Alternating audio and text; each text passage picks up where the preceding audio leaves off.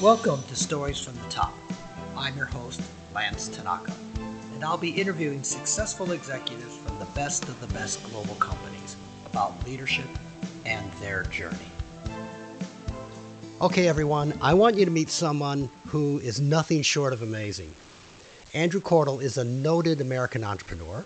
He's an in-demand speaker, highly regarded wealth strategist, and he serves as founder and CEO of Money Is. And this company is dedicated to sharing the secrets of the wealthy 1% with the masses. What more could you want? He's also editor of Money Is magazine, 3-time best-selling author. I'm just getting excited just reading through that. But he's also leads the mastermind called the Power Room. It's a collection of very successful entrepreneurs. And so, Andrew, is there anything you haven't achieved? Yeah, as I heard that, I actually started feeling good about this Monday morning right so far. I think you should. Hey, by the way, what kicks are you wearing this morning? Let's see. I have on the, I don't know if you can see them. They're the Looney Tunes. So the unique one is this one's brown, but this one is blue. Okay. So there you go, man. I got the Looney Tunes on today. Yeah, to those people who don't know you, it's every time we see you, every day, it's something different. Right? Yeah. He's a collector. You're a collector. I have a collective gene. It's in my DNA, I believe. And when I find something I like, I just start collecting, and it's hard to turn it off. Okay, great. Okay, Andrew, you're certainly living the great American dream. So sure. I'd like to know, how did you get there? What was the journey? When did you even discover what this was? Yeah, it's a good question. First thing that comes to my mind is you talk about living the American dream. And I think the first thing that comes to my mind is gratitude. I mean, that's a key phrase that you just said there, that a good portion of the world doesn't get the same privileges, same opportunities, that we get here. So I think even when you say the American dream, I mean, you got to have a lot of gratitude in your heart to really comprehend and soak in what that really means and what I was blessed with, and what a lot of us here in America are blessed with. And there's other countries as well that have great opportunity. It's not just America, but for a lot of countries, they don't have that same opportunity that we have here. So one thing that comes to my mind is gratitude. Just when you said that, as far as figuring out your dream, that's a journey. And, I think that I view it as there's two different types of entrepreneurs, right?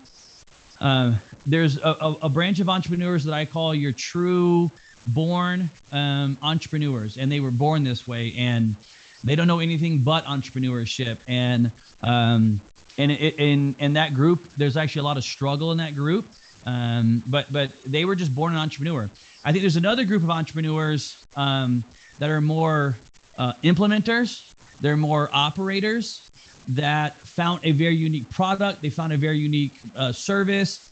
They latched onto it, and they've built a successful company inside of that product or service. And although they're entrepreneurs, I think those are two different types of entrepreneurs. And I fall in the first category of I was born this way, and it's intertwined in my DNA, and there's nothing that I could ever do to turn it off. And I can't tell you how many times, if I could help entrepreneurs that are like this with me, I can't tell you how many times my friends or family, as I was on my journey to success, the American dream, they would look at me and say, "Man, Andrew, you're doing, whatever it was at the time, 20 houses a year. This is crazy." And my parents would be like, "Dude, just stop right there. That's so good."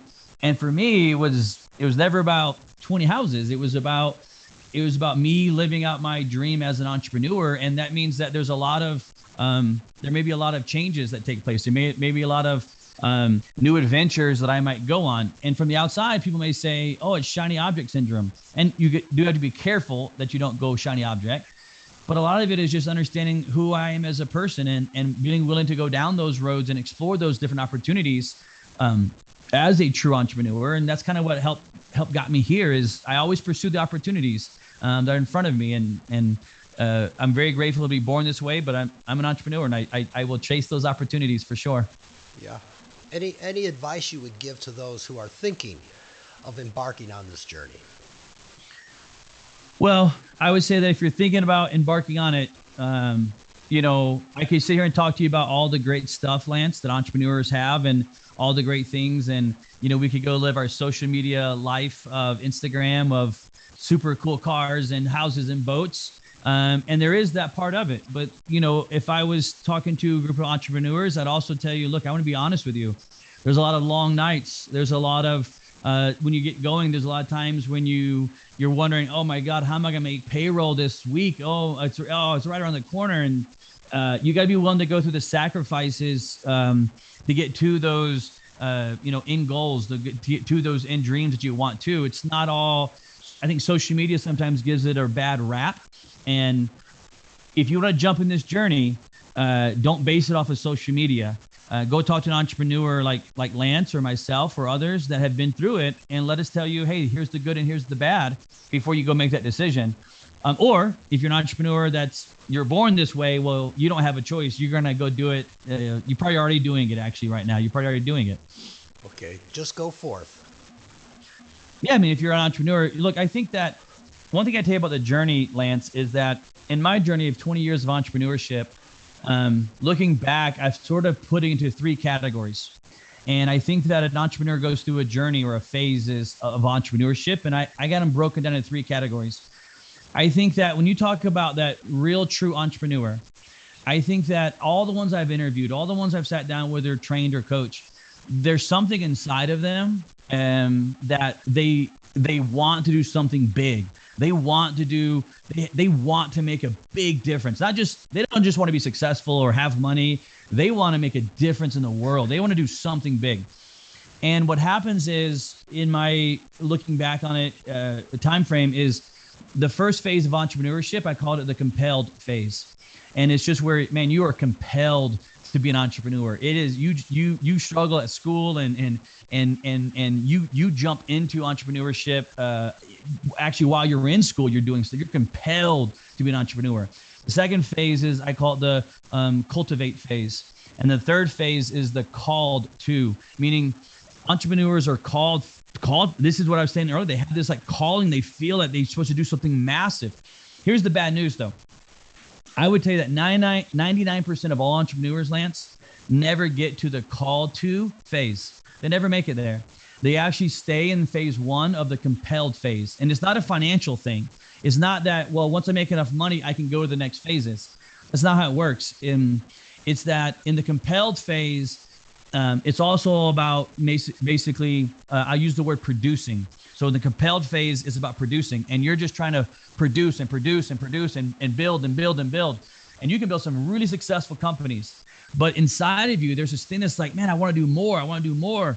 I want to make a difference. And the hard part, Lance, is the cultivate phase. If the phase one, called the compelled phase, is tied to producing, the cultivate phase is tied to receiving.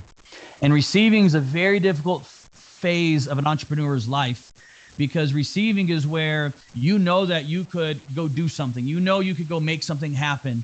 But the cultivate phase is a choice that you choose to go into. And it's like the farmer that tills the ground, and that tractor, that spike kind of goes in that soil and it turns that field over.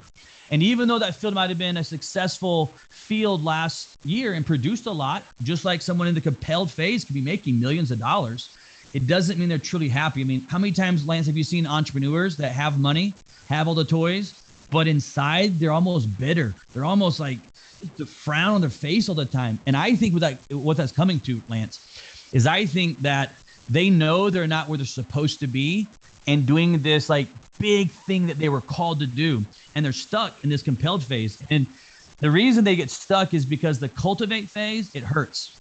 It's about you changing as an entrepreneur. It's about you changing and allowing yourself to develop as a leader, as an entrepreneur. That's no longer about you producing.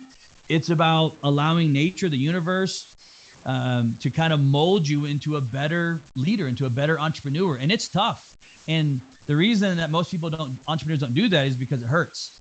And it's easier to make a bunch of money and stay in the compelled phase. The issue is, Lance, over time, you'll become frustrated, bitter, upset because you know, although everybody around you may think, oh my God, what a great success, look at what he's achieved.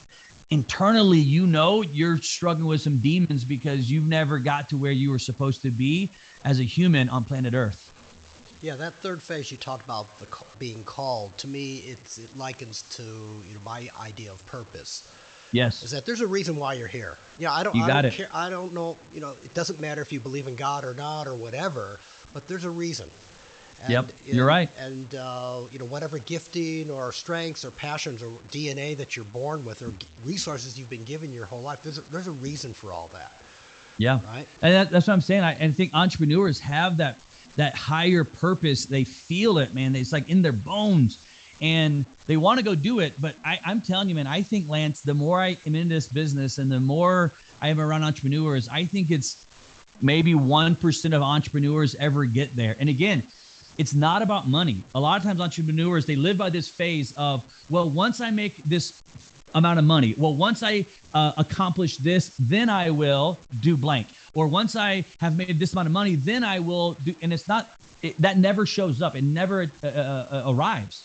And so it's a phase that you have to, but you can't go from the compelled phase to the called phase. And here's why. In the compelled phase, when you're young and you start entrepreneurship, you're just jumping in and doing stuff and producing and making things happen and finding your way through it. That cultivate phase is where, again, you have to take a step back and you have to be prepared by, I'm going to use your creator, or if you don't believe in God, is a higher purpose to the universe.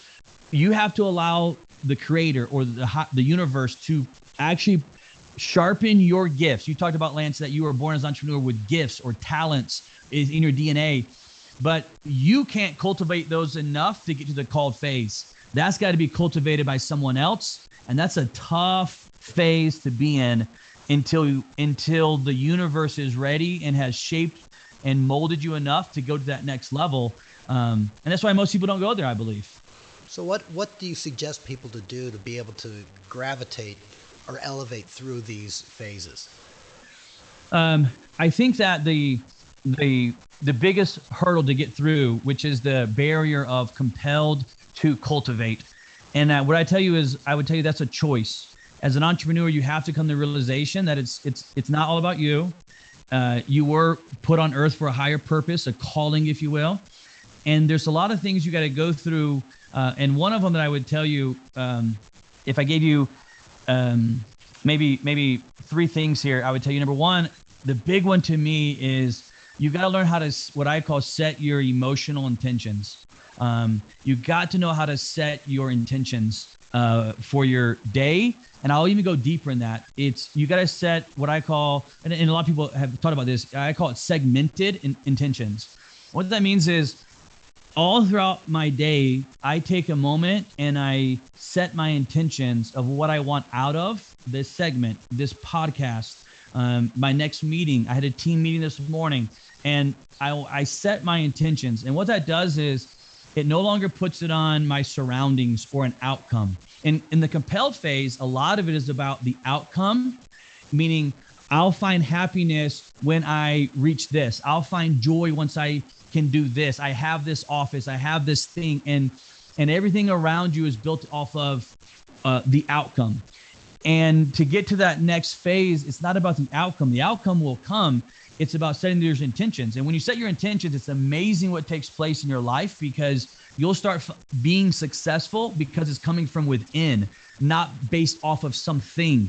And so many entrepreneurs, myself included, were attached to because most entrepreneurs are first generation. And so what they have attached to success is a thing. And true success comes from within. It's understanding that in my life, if I want to feel a certain way, that's up to me to feel that way. It's not up to someone else. It's not up to something that I have or don't have. It's up to me.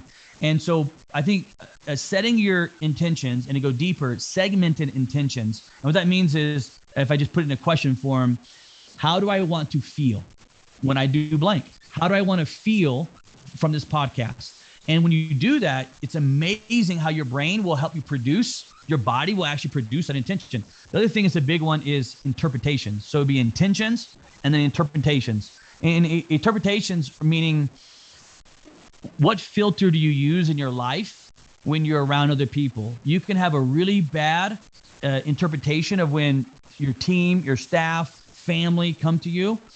And it's important that you as a leader, you as an entrepreneur, have the right interpretation set or the right filter, so that when someone comes, even though it may come from a negative spot, it's up to me into how I interpretate what's going on there. It's up to me and how I interpretate that negative energy or the positive energy. A lot of times entrepreneurs, because we're drivers and type A's, we ignore a lot of the stuff that I'm going to talk to you about, which is why another reason we never get to the next phase, because it's all about, again, producing, making things happen.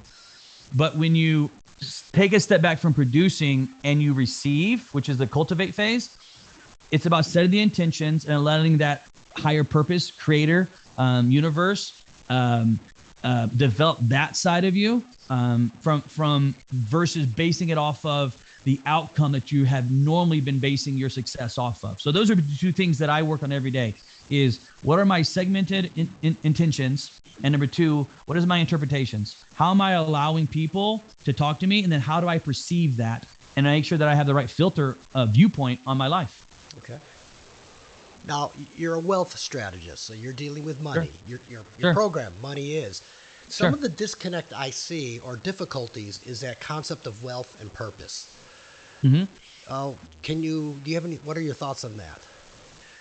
Well, they are two separate things, right? I don't think that you have to have money or wealth to be successful. I think a lot of times people get stuck, and that's how they view success. Again, a lot of times first generation entrepreneurs that don't come from money, they view that when I get money, then I'll become successful. And that never shows up. I promise you, it never shows up. When you chase money, and a lot, myself included, when I was a young entrepreneur, I wouldn't have told you at the time what I was chasing money. And when you chase money, money's a mirage. It's like in a desert when there's water. Money's a mirage, and you can never put your hands on it. It's always changing and changing its form. And so what happens is, even when you have money and you're in that first phase, and people look at you and say you have money, but if you go back to the entrepreneur and talk to them, it's no longer about, well, if I had it, once I get $1 million, because entrepreneurs will hit the phase where they get $1 million, and then it's like, well, I mean, I need $1 million, not per year. And then it goes to, I need $1 million a month. And then it needs, I need to make $1 million in a weekend. And it always is changing. And that's partly because they're tying their success to money. And that's not true. Again, I think success is a feeling. For me to be successful, it's how I feel about my life. Where I'm not judging my life based off someone else's life. I'm not judging my life based off of what I have in the bank. And that's what makes me successful. Success is a feeling that I feel, and not throughout my year or throughout my week or throughout my day, but per segment. I set an intention of how I wanted to feel on this podcast. And that's what I'm producing right now. And so when you stack those intentions up, and if you think about it, at the end of the day, maybe there's 5 or 6 intentions that I set for that day during different meetings or segments. Well, when I feel love, and I feel joy, and I feel connected, and I feel a part of something as the intentions that I set, man, at the end of the day, you feel really good. Absolutely. Not about how much money you made, but just how you felt. And success is, again, it's about how you feel. So success and money are not necessarily connected. However, I will tell you that when you find true success on the called phase, a lot of times, not always, but a lot of times money follows that. And that's just because when the called phase, remember, compelled is about producing, cultivate is about receiving, and called is about giving.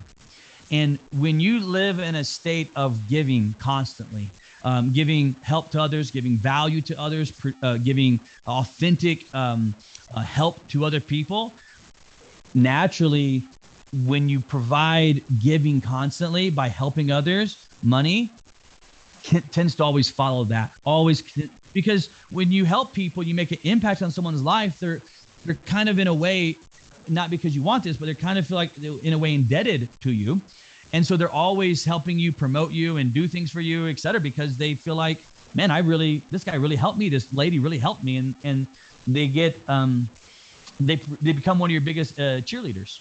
Yeah, that really speaks to me because I think I told you the story about, I guess, that epiphany that I had when I really started becoming truly successful, purposeful, and that was when I came to the realization was that the focus should not be money, the focus should be people.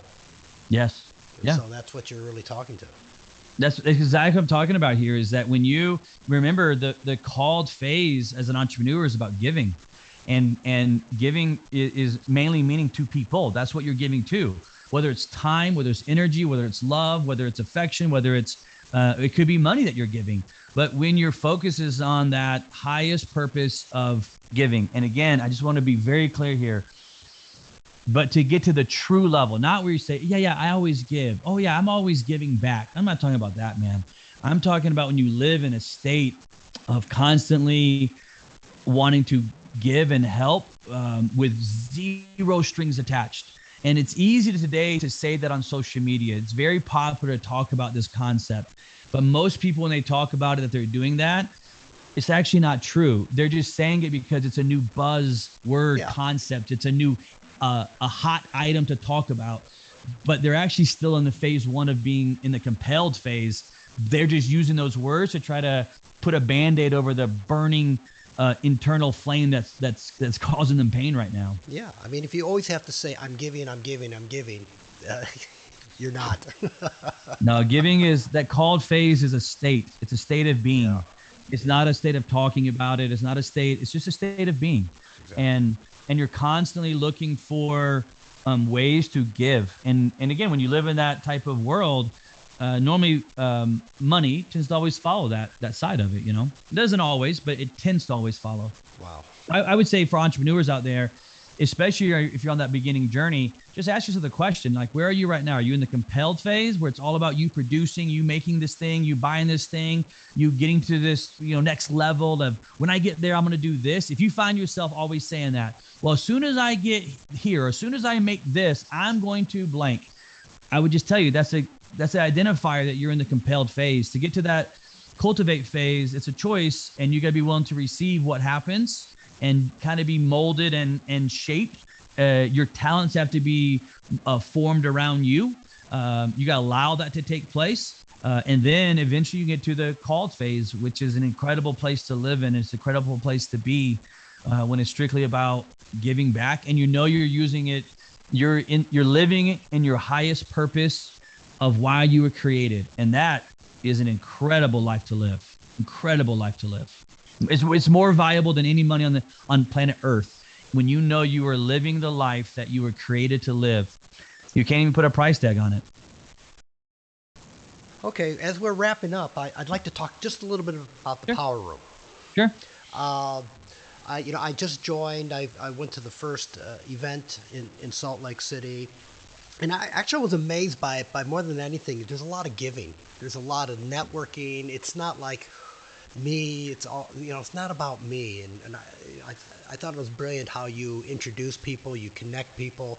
Can you talk a little bit about the concept of the Power Room? Well, what you're describing, exactly how you described it, is exactly the phases that I'm telling you. If you think about it, right? When you said the Power Room, which is a room full of high-level CEOs like yourself, but the atmosphere is one of giving. That's because that's the intent of feeling that I set for that room. That wasn't by accident. That was me creating an atmosphere. It was me choosing to create a belief system and atmosphere that this room is not going to be a room of high-level CEOs to come in here and just pound on their chests and have an ego competition, because no one's going to value from that. No one's going to actually grow that way. And so, again, the intention, the feeling that you want to feel from my Power Room that I wanted was one of giving. And so I try to set the whole room atmosphere and intent for that purpose. The CEO mastermind is one that's developed, again, go back to the phases, is one that developed from those phases, where I wanted to be around certain CEOs. And this is just truth. I'm going to say things that maybe people don't agree with, but it is okay. If I would have started my mastermind of CEOs when I was in the compelled phase, the only thing that I would care about is massive growth and how many people I can put in that room so that we can maximize the amount of money, because there's a dollar per head, dollar per lead cost that goes into it. And everything be driven off of money. But when I started my CEO mastermind called Power Room, I was in the compelled phase. I was in the giving phase. And so when I started it was about having a room of people that were connected with each other and were willing to give value to each other. And because of that, I can unequivocally, without a doubt, I can tell you there are many CEOs that I turned down from the Power Room. And it's not because they're a bad person. That's not it at all. It's not because they're doing something wrong or illegal. Not at all. It's just that they're not in the same phase. They're not in that growing phase of wanting to lead with value and lead with giving and lead with a sincere wanting to help. They're still in the phase of what can I get out of this? What can I get out of this room? What can I take from this room? And sometimes the questions that when people ask me if they can join, and we're talking about it, because as you know, it's $20,000 a year. And sometimes someone will say, well, Andrew, if I pay the 20, how do I get my money back? And that's a telltale sign, although I understand it, but you're not going to be a good fit. Not that I don't want you to make your money back off of it, but if you're leading with that, if you're going into that room with that, it's not going to be a good fit for everybody. And I'm not driven by me making a sale, my team making a sale, that I'm willing to dip the integrity of the room just to make another sale. Again, years ago, I would say, oh, here's how you do it. Let me show you. But right now, that's a tell sign for me. It's not a good fit for you or for my members, because the purpose is wrong, Yeah. Yeah. Well, and Lance, like you said, that was your first event you ever attended. And I have not talked to you about the event since then. And I had no idea that was the intent that you felt. That was the room that you felt, that it was a room of giving. And it really, truly, sincerely makes my heart extremely happy to hear that, because that's what it's supposed to be about. But again, that was on purpose. Okay, good. Well, I would suggest anybody's listening here who wants to move into that called phase, whether it's the corporate side or entrepreneur side or any side, you should really check out the Power Room. I really think this is something, listening to what, to Drew's, his philosophy, and if this is something that really connects with you, I suggest you seriously look at joining. So who should they contact? Probably the easiest to contact would be John. John's the vice president of Power Room. They can reach out to John. His email is just John, and then my first last name, so john@andrewcordle.com is his email. Just email him and set up a call, and he can walk through and talk to you about it and see what's there. And then if it's a good fit, you can come out to the first one for free. Take a look at it, see how you like it or not. No harm, no foul. We'll pay for everything. And if it's a good fit for you and it's a good fit for us, then we can move forward. And if it's not, you don't owe us anything, and we're happy that you came, and we can shake hands and be friends and move on. It's okay. Okay, and that's John, Jon. Jon. Right. Yep, you got it. No H is Jon. John@andrewcordle.com. Or they can contact you, Lance, and you can send them over. I'll fly with them over. That's right.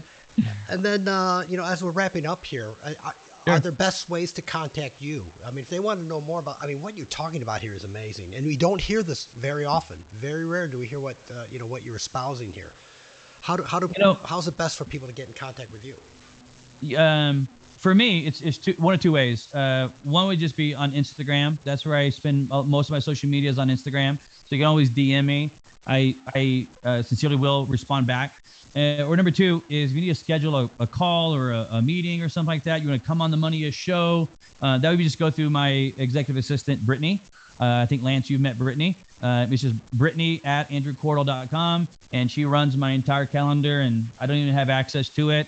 It's sitting right there on my desk. I can see my digital calendar, but I can't touch it because I'll mess it up. So just contact Brittany@andrewcordle. And the last thing I'd say here, Lance, is you talk about a lot of people don't hear what or you have heard the type of stuff that I'm saying. And honestly, it's new.